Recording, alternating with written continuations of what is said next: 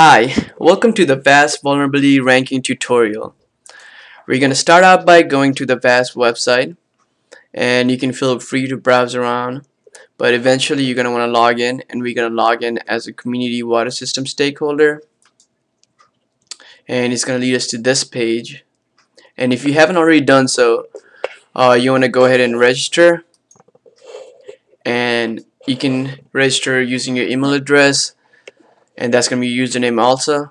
And then you're gonna put in your password, confirm your password, put in your first name, your last name, and depending on what county you're from, whether it's Sarasota or Talbot County, you're gonna want to check one of those. If you're from Sarasota, you want to check Sarasota, and if you're from Talbot County, you're gonna want to check Talbot County. And then you're gonna want to put the city you're from, the state you're from, and the registration code, which should have been included with the email you were sent. And you want to check I have read and understood the consent form, so you can press the consent form and open the consent form. So you want to read through that and make sure you agree with everything that they have there, and then register, and then you can register with that username and password. For this demo, I've already set up a sample username and password, so I'm gonna log in, and then after I'm logged in, you can browse to other tools, you can read the welcome page, and then in order to go to the vulnerability ranking tool, I'm gonna click on this link right here, and then make sure you read all the directions, because you wanna make sure your computer is properly set up, and this also describes how you should rank the vulnerabilities. So I'm gonna go ahead and proceed to ranking vulnerabilities right now. And here are a list of sample vulnerabilities that I've already added to the system. You may encounter a different set of vulnerabilities, but it's still, when you want to rank them, it's still the same basic idea. So you want to make sure the most severe vulnerabilities are on top and the least severe on the bottom.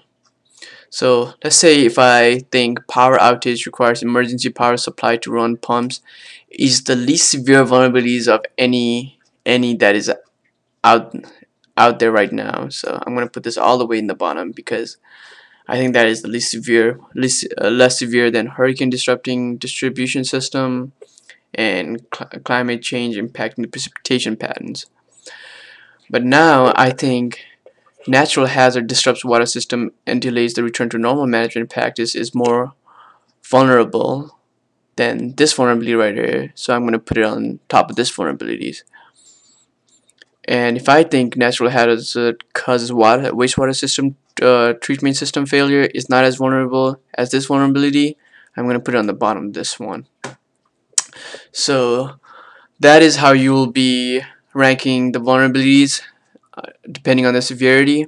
So you want the most severe on the top and the least severe on the bottom.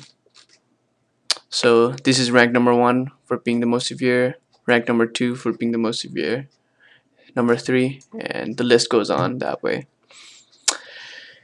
And once you've done that, you can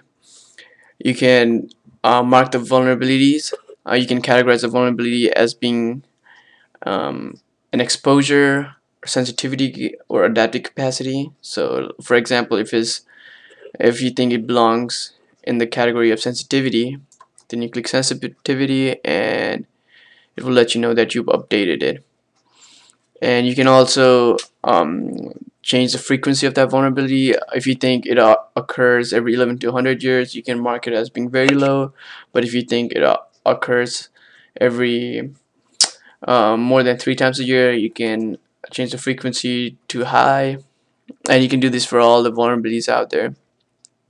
So once you've finished doing all these for all the vulnerabilities, you're gonna want to submit it.